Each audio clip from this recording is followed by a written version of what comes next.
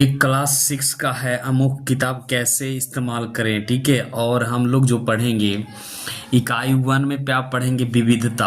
और इसमें विविधता में क्या डेवलप होगा, अध्याय 1 में हम लोग का होता है विविधता की समझ, यानी अंडरस्टैंडिंग ऑफ डिवर्सिटी। ठीक है, विविधता की समझ। अध्याय 2 में विविधता एवं भेदभाव, भेदभाव पढ़ेंगे। उसके बाद ये दूसरा में हम पढ़ेंगे क्या, सरकार के बारे में जानेंगे। अध्याय 3 में सरकार क्या है। 31 में फिर लोकतांत्रिक सरकार का मुख्य तत्व ये पढ़ेंगे। इसको इकाई तीसरा में क्या पढ़ेंगे, स्थानीय सरकार और प्रशासन, है ना। इसमें क्या है, अध्याय 4 में हम लोग लोकतांत्रिक, इसमें अध्याय में क्या है, पंचायती राज। 49 में अध्याय 6 में गांव का प्रशासन। 6 में नगर प्रशासन, नगर प्रशासन। और 7 में हम लोग पढ़ेंगे आजीविका क्षेत्र एवं आजीविका। और अध्याय 9 में पढ़ेंगे शहरी एवं आजीविका 88 में। और इसके बाद संदर्भ में ये रहेगा। तो हम लोग क्या पढ़ेंगे, विविधता का समझ क्लास 6 का है। अब हम लोग पढ़ना स्टार्ट करते हैं, मतलब ठीक करते हैं। अध्याय 1 विविधता की समझ, है ना। अपनी कक्षा में चारों तरफ नजर दौड़ाइए। अपनी कक्षा में क्या करिए, चारों तरफ नजर दौड़ाइए। क्या कोई ऐसी साथी हैं जो बिल्कुल आपकी तरह दिखती हैं। इस पाठ में आप पढ़ेगी कि है लोग एक दूसरे से कई मामलों में विभिन्न होते हैं।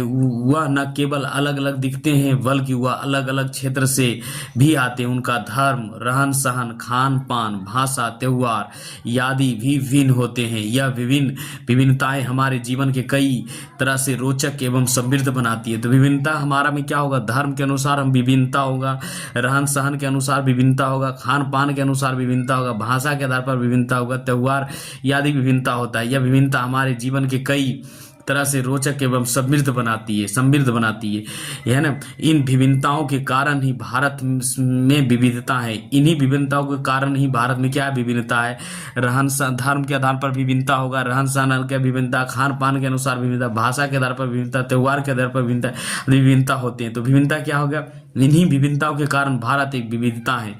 विविधता या अनेकता हमारे जीवन की किस तरह बेहतर बनाती हैं। भारत इतनी विविधता वाले देश कैसे बना, क्या सभी तरह के विविधता का ही एक भाग होती है। चलिए कुछ उत्तर पाने के लिए हम इन पाठ को पढ़ते हैं। तो विभिन्नता क्या है, विभिन्नता हम जब पूरा भारत में विभिन्नता कहा है, धर्म के अनुसार विभिन्नता होगा, रहन सहन के अनुसार विभिन्नता होगा, उसके बाद खान पान के अनुसार विभिन्नता होगा, भाषा के आधार पर विभिन्नता होगा, त्योहार के आधार पर, याद यही सब विभिन्नता। और यही विभिन्नता का भारत का क्या है, विभिन्नता बनाता। तो अध्याय 1 में विविधता की समझ। अब हम लोग यहाँ से क्या करेंगे, यहाँ देखिए अब तीनों ये बच्चियां है, तीनों अलग अलग दिख रहा है चित्र में। अब हम लोग यहाँ से स्टार्ट करते हैं। आपकी उम्र के 3 बच्चे के ऊपर दिए गए हैं। जैसे आपकी उम्र के बच्चे को कितना दिया गया है, 3 बच्चे दिए गए, और तीनों अलग अलग टाइप का दिख रहा है ना, ऊपर दिए गए हैं। तो चित्र दिया गया है, खाली बक्से में आप अपना चित्र बनाइए। यानी कह रहा है बच्चों को अपना चित्र बनाइए। क्या आपके चित्र अन्य तीनों चित्रों जैसे एक ही हैं? हो सकता है कि आपका चित्र इन तीनों से बहुत भिन्न हो, जैसे कि ये तीनों चित्र में आप आपस में एक दूसरे से नहीं मिलती हैं। ऐसा इसलिए है कि हम सबके चित्रकारी करने के अपना अपना एक तरीका होता है, जिससे हमारी चित्रकारी से विभिन्नता होता है। उसी तरह हमारा रूप, रंग, खान पीन आदि में विभिन्नता होगा। कहने का मतलब ये चित्र है, और ये तो हमारा क्या है, तीनों चित्र जैसे होता है। तो सबको जो ये तीनों चित्र विभिन्न है, तीनों चित्र आपस में एक दूसरे से विभिन्न मिलते हैं। इसलिए हम कह सकते हैं चित्रकारी बनाने का अपना अपना तरीका होता है। मतलब हर व्यक्ति को चित्र बनाने का क्या होता है, अपना अपना तरीका होता है। जिस तरह हमारी चित्रकारी विभिन्नता, उसी तरह हमारा क्या होता है, रूप, रंग आदि, खान पीन भी विभिन्नता होता है। तो जिस तरह का चित्रकारी में तीनों में क्या है, ये विभिन्नता, उसी तरह हमारे खान पीन, रहन में सब में क्या है, विभिन्नता होती है। ठीक है, अपने बारे में उनकी जानकारी, बाहर जाते समय मैं कौन सा कपड़ा पहनता हूँ, घर में कैसे बात करता हूँ, मेरा पसंदीदा खाल क्या है, मुझे किताब के बारे में, ये सब क्या है, ये सब अपने बारे में लिखना है। लेकिन यहाँ से हम लोग कह रहे हैं, यहाँ से पढ़ेंगे अपनी अध्यापिका की सहायता से यह पता कीजिए कि आप में से कितने साथियों को जवाब एक जैसा है। क्या कक्षा में कोई ऐसा साथी भी है जिसकी सूची आपके जैसी से हूबहू मिलती है? शायद नहीं। हालांकि ऐसा होगा कि कोई साथी कुछ जवाब आपके जवाब से मिलता जुलता होगा। कितने साथियों की आपके जैसा किताब पढ़ना पसंद है? आपकी कक्षा में क्या अगर आपकी कक्षा के विद्यार्थियों कुल मिलाकर कितनी भाषाएं बोलते हैं? इनमें से अब तक आपको यह अंदाजा हो गया होगा कि कई मामले में आप अपनी साथियों की तरह ही और कई मामलों में आप उससे बिल्कुल अलग हैं। दोस्ती करना, क्या ऐसे इंसान से दोस्ती करना आपके लिए आसान होगा जो आपसे बहुत विभिन्न है? नीचे दी गई कहानियों पढ़ें और इस बारे में सोचें। नीचे एक कहानी दिया है, इसके बारे में सोचें, है ना। मैंने इस एक मजाक की तरह लिया। लेखक क्या कह रहा है? मैंने इसे एक मजाक की तरह लिया। मजाक जो कि फटे पुराने कपड़े पहने उस छोटे से लड़के के लिए था जो जनपद के भीड़ भाड़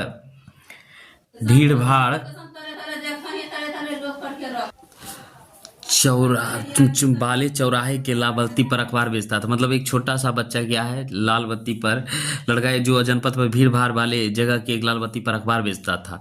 जब भी वहां साइकिल से गुजरता तो वह अंग्रेजी का अखबार हाथ में लहराते हुए मेरे पीछे भागता और उस दिन की सुर्खियों के हिंदी अंग्रेजी को मिलने जुले शब्द से चिल्लाकर सुनाता रहता। इस बार मैं पटरी के सहारे रुका और मैंने उसे हिंदी के अखबार मांगा। उसके मुंह खुला का खुला रह गया। उसने पूछा, मतलब आपको हिंदी आती है? बिल्कुल, मैंने अखबार को पैसा देते हुए कहा। मतलब एक बड़ा लड़का है जो कहा कि आपको हिंदी आती है। छोटा लड़का था तो हाँ बोला कि हाँ मुझे आती, बिल्कुल आती। क्या तुमने क्या सोचा? वह रुका, पर आप लगते तो बड़ा अंग्रेज है। मतलब छोटा बच्चा जो रुका था पटरी पर उसको बोल रहा, आप तो बड़ा लगते हैं अंग्रेज है। वह बोला, मतलब कि आप हिंदी भी पढ़ सकते हैं? तो ये लड़का जो छोटा सा लड़का है, ये टेम्पू जा रहा है तो ये पटरी पर रुका और इसको हिंदी अखबार देते हुए बोला था, आप तो बिल्कुल अंग्रेज है, क्या आपको हिंदी आता है? तो बोला हाँ बिल्कुल, आप हिंदी पढ़ सकते हैं? तो बोला हाँ बिल्कुल पढ़ सकते हैं। यहाँ कह रहा हाँ बिल्कुल पढ़ सकते हैं। ये छोटा सा बालक इस बार मैं थोड़ा अधीर होते हुए बोला, मैं हिंदी बोल सकता हूँ, पढ़ सकता हूँ और लिख भी सकता हूँ। मैंने स्कूल में दूसरा सब्जेक्ट विषय का साथ हिंदी पढ़ी है। तो ये कह रहा है इसके आपको हिंदी आता, आप तो बड़ा अंग्रेज लग रहे हैं, तो आपको तो हिंदी नहीं आता होगा। लेकिन फिर भी इसको समझाया, फिर अधीर होकर बोला कहा मैं हिंदी सब्जेक्ट का मतलब विषय होता है, हिंदी पढ़ सकता हूँ। सब्जेक्ट, उसने पूछा, अब जो कभी स्कूल नहीं गया उसको मैं क्या समझाता कि सब्जेक्ट क्या होता है? वह कुछ होता है। मैंने शुरू किया ही था कि बत्ती हरी हो गई और मेरे पीछे गाड़ियों का हॉर्न का शोर 100 गुना बढ़ गया। मैंने भी अपने आप को ट्रैफिक के साथ आगे बढ़ने दिया। अगले दिन वह फिर से वहां पर था। वह मुस्कुरा रहा था और मेरी तरफ हिंदी के अखबार बढ़ाते हुए उसने कहने लगा, भैया आपका अखबार, आप बताइए क्या सब्जेक्ट क्या चीज़ है? अंग्रेजी का यह शब्द उसकी जुबान पर अजीब लग रहा था। ऐसा लगा मानो अंग्रेजी में सब्जेक्ट शब्द का दूसरा अर्थ प्रजा उस अर्थ में उसका प्रयोग कर रहा था। यह कुछ पढ़ाई लिखाई से संबंधित है। मैंने कहा। उसके बाद चूंकि बत्ती लाल हो गई थी, मैंने पूछा, तुम कभी स्कूल गए हो? तो उसने कहा कभी नहीं। उसने जवाब दिया कभी नहीं। फिर बात बढ़ाते हुए उसने गर्व से कहा, मैं जब इतना सा ऊंचा था तभी से मैंने काम करना शुरू कर दिया था। वो क्या किया, तो अपने लंबाई बताते हुए गर्व से कहा, जब मैं इतना बड़ा था तो क्या कर रहा, मैंने काम करना शुरू किया था। उसने मेरी साइकिल के गद्दी के बराबर अपने आप को नापा। पहले मेरी माँ मेरे साथ आती थी, लेकिन अब मैं अकेला ही कर लेता हूँ। अभी तुम्हारी माँ कहाँ है? मैंने पूछा। पर तब तक बत्ती हरी हो गई और मैं चल पड़ा। मैंने उसे अपने पीछे कहीं से चिल्लाते हुए सुना, वह मेरठ में है और उसका साथ बाकी ट्रैफिक के शोरगुल में डूब गया। मेरा नाम समीर है, उसने अगले दिन कहा और बड़ी शर्माते हुए मेरा नाम पूछा। मतलब छोटा लड़का कह रहा मेरा नाम समीर है और वो दूसरे को बोला आपका नाम क्या है, बहुत शर्माते हुए बोला आपका आपका नाम। तो यह तो बड़ा अचरज की बात है कि मेरा साइकिल डगमगाई, मेरा नाम भी समीर है, मैंने बताया। क्या? उसकी आंखों एकदम से चमक उठी। हाँ, मैंने मुस्कुराते हुए कहा। तुम्हें पता है समीर का अर्थ पवन हवा या पवन, और पवन पुत्र कौन है जानते हो? है ना, हनुमान। तब आप समीर एक दूसरे से मैं भी समीर हूँ, दोनों खूब खुश होते हुए कहा। हाँ, ठीक है, मैंने जवाब दिया और अपने हाथ को आगे बढ़ाया। हाथ मिलाओ समीर दो बोला। छोटा सा हाथ में मेरा हाथ एक नन्ही सी चिड़िया की तरह समा गया। मैं साइकिल चलाकर आगे बढ़ चुका था और पर उसके हाथ की गर्माहट अब तक महसूस कर रहा था। अगले दिन उसके चेहरे पर उसकी चिरपरती मुस्कान नहीं थी। मेरठ में बड़ी गड़बड़ी हो गई, उसने कहा। वहाँ दंगे, बहुत लोग मारे गए। मैंने मुख्य अखबार की सुर्खियों की तरफ देखा, बड़े बड़े अक्षरों में लिखा था सांप्रदायिक दंगे। लेकिन समीर, मैंने शुरू किया ही था कि मैं मुसलमान समीर हूँ, वह बोल पड़ा। अरे मेरे सभी लोग मेरठ में है। मेरी आंख भर आई। जब मैंने उसके कंधे पर हाथ रखा तो उसने नज़र ऊपर नहीं उठाई। अब समीर और समीर दो में कोई 3 अंतर लिखिए। क्या यह अंतर दोस्त बनने से रोक सकता है? अगले दिन वह चौराहा पर नहीं था, ना उसके अगले दिन वह दिखा और ना ही आगे फिर कभी। अंग्रेजी या हिंदी के कोई अखबार मुझे नहीं बता सकता है मेरा समीर दो फिर कहाँ गया। मतलब छोटा लड़का चला गया। ये पाइपिल सेना गुप्ता की कहानी है, द लाइट्स चेंजेड पर आधारित है। ये कहानी लिखा गया कि विविधता का अंतर कैसे समझे। ठीक है, अब हम लोग विविधता के बारे में बात करते हैं। ठीक है, जहां समीर एक को अंग्रेजी ज़्यादा अच्छी आती है, वहीं समीर दो हिंदी बोलता है, यानी छोटा लड़का हिंदी बोलता। हालांकि दोनों की भाषा अलग अलग है, फिर भी एक दूसरे से बात कर पाए उन्होंने इसके लिए प्रयास किया, क्योंकि उनके लिए बात करना महत्वपूर्ण था। समीर एक और समीर दो की धार्मिक एवं संस्कृति पृष्ठभूमि भी अलग हैं। जहां समीर एक हिंदू है, वहीं समीर दो मुसलमान दोनों में दोस्ती हुई, क्योंकि दोनों दोस्ती करना चाहते थे। खान पान, पहनावा, धर्म, भाषा आदि की यह विविधता का पहलू है। अपनी विविध धार्मिक और संस्कृतियों की पृष्ठभूमि के अलावा समीर एक और समीर दो कई अन्य मामलों में एक दूसरे से अलग हैं। क्या है? एक दूसरे से अलग हैं। अब क्या कह रहा है, उन त्योहारों को सूची बनाइए जो हो सकता है कि समीर एक और समीर दो मनाते हैं। एक समीर, दो समीर, क्या आप परिस्थितियों पर आप बता सकते हैं? तो ये किताबी भाषा है, यहाँ से हम लोग को नहीं करना है, हम लोग को करना है यहाँ से थे। उदाहरण के लिए समीर एक ने स्कूल में पढ़ाई की थी, जबकि समीर दो अखबार बेचता था। तो क्या कहता, समीर दो अखबार बेचता था। ठीक है, समीर दो का स्कूल जाने का मौका मिला ही नहीं।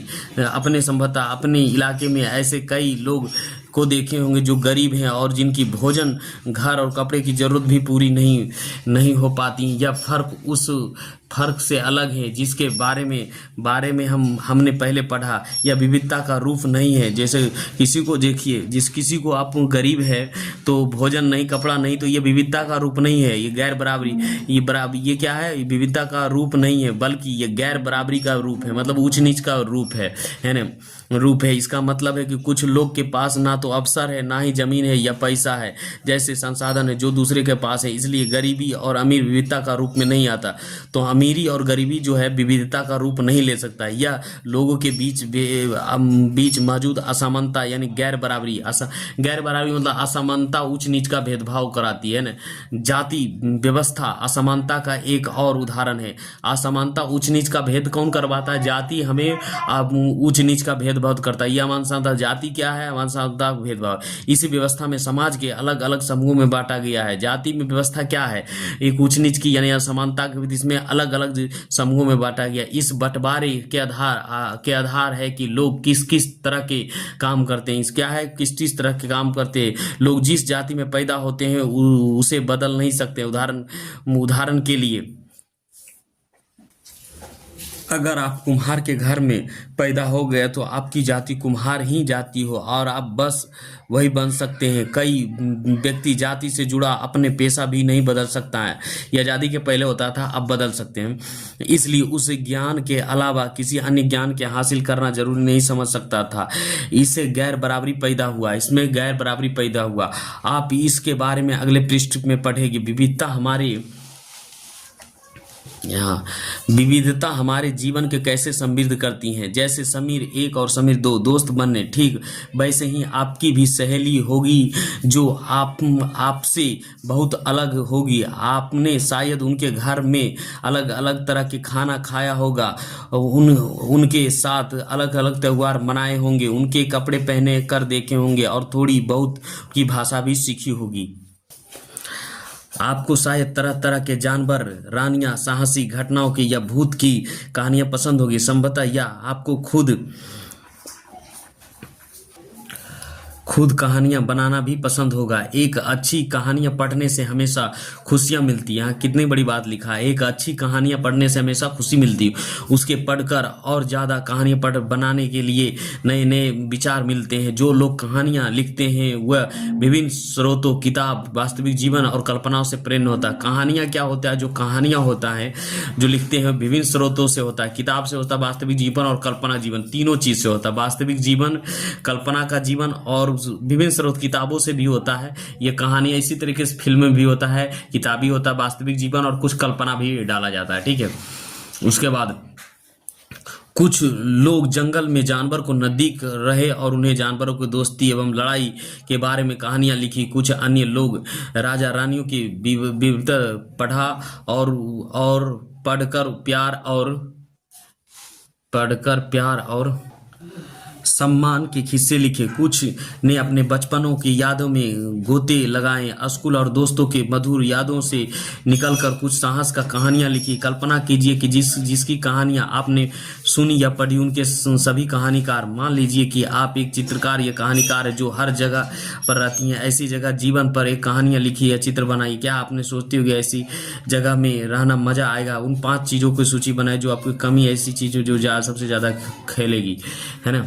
यहाँ से यह कहानियाँ सुनने वालों को ऐसी जगह पर रहना पड़े जहाँ केवल 2 ही रंग के कपड़े पहनते हो, लाल एवं सफ़ेद। कुछ तरह के खाने खाते हो, शायद आलू। समान रूप से केवल 2 पशु पक्षी को पालते हो, उदाहरण के लिए हिरन और कौआ। और केवल 2 सांप सीढ़ी खेल से अपना मनोरंजन करते हो। ऐसी जगह रहकर वह कैसी कहानियाँ लिख पाएगा?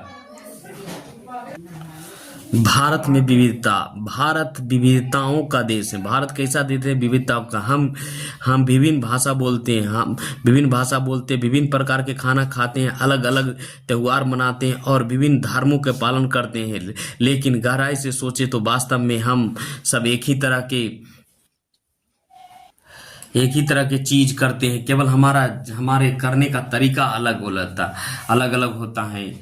हमें विविधता कैसे समझे? करीब 200 वर्ष पहले जब रेल, हवाई जहाज, बस और कार हमारे जीवन का एक हिस्सा नहीं था, तब भी लोग संसार के एक भाग से दूसरे भाग की यात्रा करते थे। वे पानी की जहाज में, घोड़े के ऊंट पर बैठकर जाते या फिर पैदल चलकर। अक्सर खेती और बसने के लिए नई जमीन की तलाश में या फिर व्यापार के लिए जाती थी। चूंकि यात्रा में बहुत समय लगता था, इसलिए लोग नई जगह पर अक्सर काफी लंबे समय तक ठहर जाते थे। इसके अलावा सूखे और अकाल के कारण कई बार लोग अपना घर बार छोड़ देते। उन्होंने जब पेट भर खाना तक नहीं मिलता था तो वह नई जगह जाकर बस जाते थे। कुछ लोग काम की तलाश में और युद्ध के कारण घर छोड़ देते थे। लोग जब नई जगह में बसना शुरू करते थे तो उन्हें रहन सहन में थोड़ा बदलाव बदलाव आ जाता था, कुछ चीज़ों नई जगहों की अपना लेता था और कुछ चीज़ों को पुराने ढेर पर ही चलते रहते थे। इसी तरह उनकी भाषा, भोजन, संगीत, धर्म आदि में नए और पुराने का मिश्रण होता रहता था। उनकी संगीत और नई जगह की संस्कृति में आदान प्रदान होते रहते थे और धीरे धीरे एक मिश्रित यानी मिली जुली संस्कृति उभरती है। ये सब क्या है, लोगों एक जगह से दूसरे जगह तो मिली जुली संस्कृति क्या करती है, उभरती है।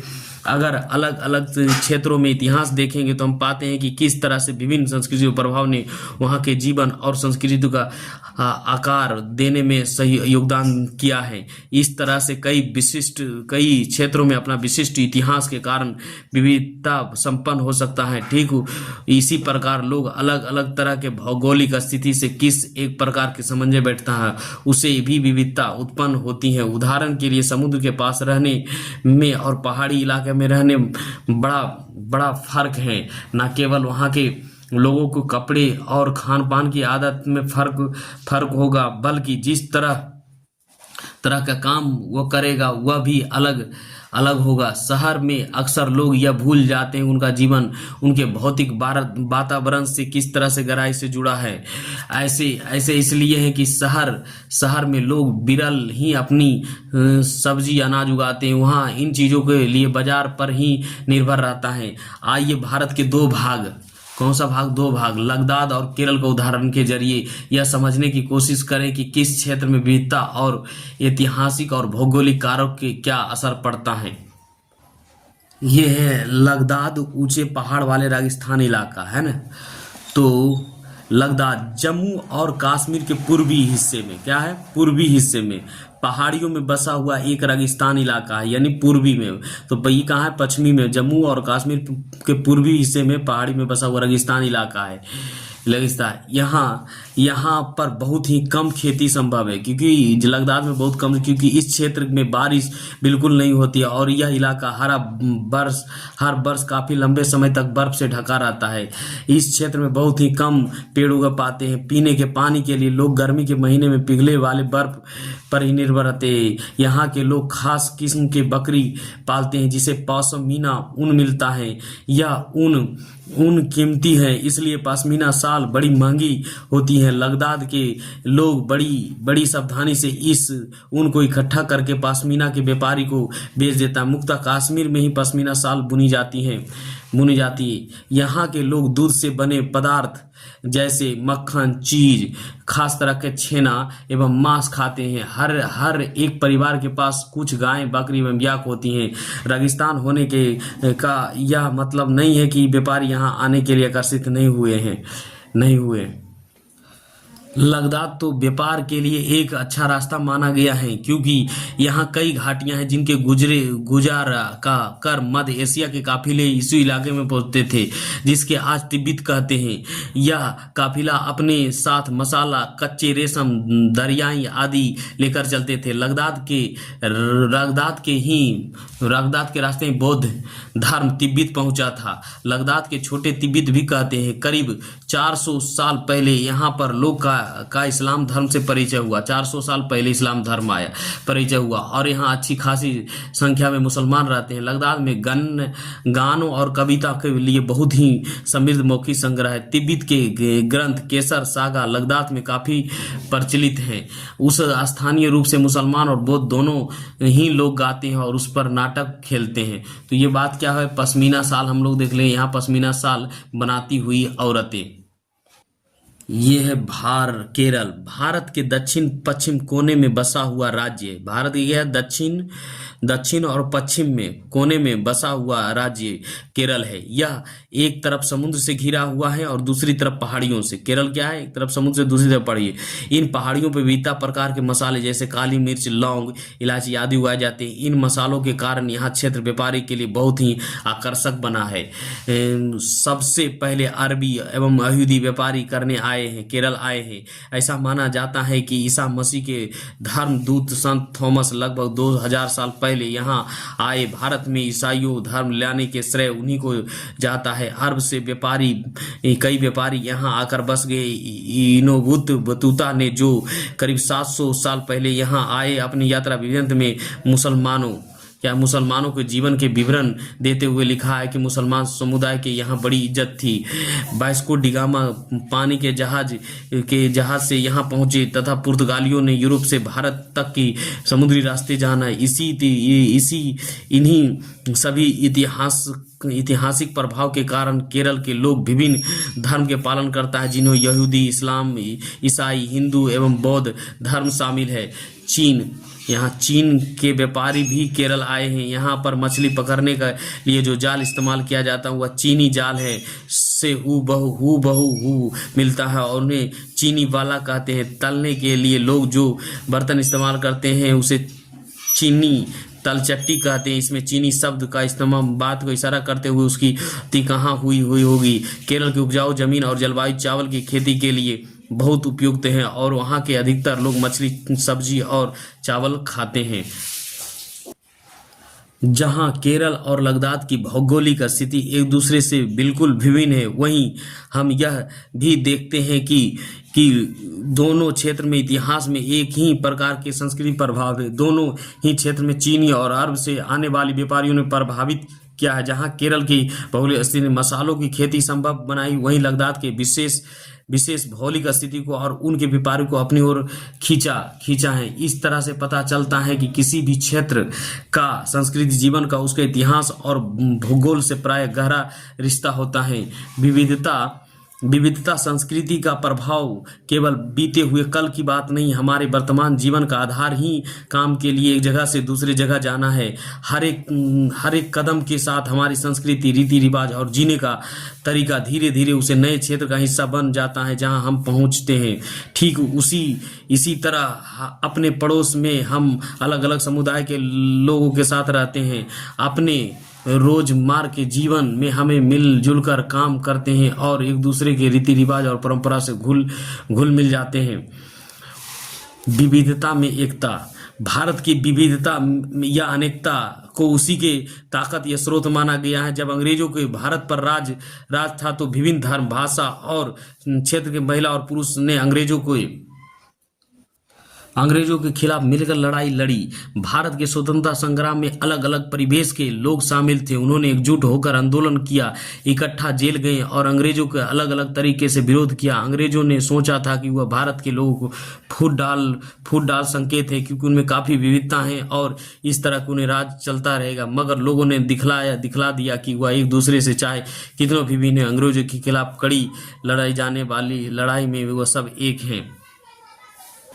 ये कविता है। दीन खून का हमारे प्यारे ना भूल जाना, खुशियों में अपनी हमें पर आंसू बहा के जाना। सैयद ने हमारे चुन चुन के फूल तोड़े हैं, वीरान इस चमन में कई गुल खिल जाने के। दीन खून ने हमारा गोली खाए के साए में, जलिया बाग में हम खूनी पड़ी कब्र पर दिया जला के जाना है। दिन खून के हमारे हिंदू ओ मुस्लिम की होती आज होली, बातें एक रंग में दामन भीग के जाना। दिन खून के हमारे, कुछ जेल में पड़ जाना है, कुछ कब्र में गड़े हैं, दो बूंद आंसू उन पर है प्यारे बह जाना। दिन की खून की होली हमारे। भारतीय जन नाटक संघ इप्ट। तो ये क्या है, एक कविता है जो आज़ादी के समय लिखा गया।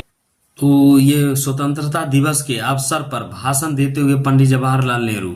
तो स्वतंत्रता दिवस पर क्या है, पंडित जवाहरलाल नेहरू क्या दे रहे हैं, भाषण दे रहे हैं। और तो ये प्रथम प्रधानमंत्री थे। तो ये अब हम लोग यहाँ से पढ़ना स्टार्ट करेंगे।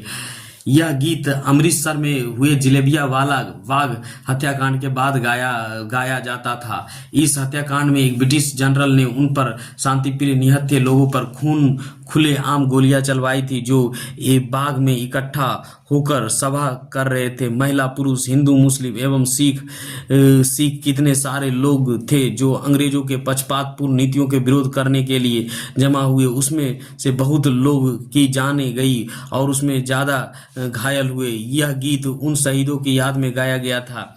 स्वतंत्रता संग्राम के दौरान उभरे गीत और चिन्ह विविधता से प्रति हमारा विश्वास बनाए रखते हैं। क्या आप भारतीय झंडा की कहानी जानते हैं? स्वतंत्रता संग्राम के दौरान ही भारत के झंडे को परिकल्पना की गई थी। इस झंडे के सारा भारत लोगों ने अंग्रेजों के खिलाफ इस्तेमाल किया था। जवाहरलाल नेहरू ने अपनी किताब भारत की खोज में लिखा कि भारत एकता कोई बाहर से थोपी हुई चीज नहीं है, बल्कि यह बहुत ही गहरी है। इसके अंदर अलग अलग तरह के विश्वास हैं और प्रथा के स्वीकार करने की भावना है। इसमें विविधता का पहचान और प्रोत्साहित किया जाता है। यह नेहरू ही थे जिन्होंने भारत की विविधता को वर्णन करते हुए अनेकता में एकता का विचार हमें दिया।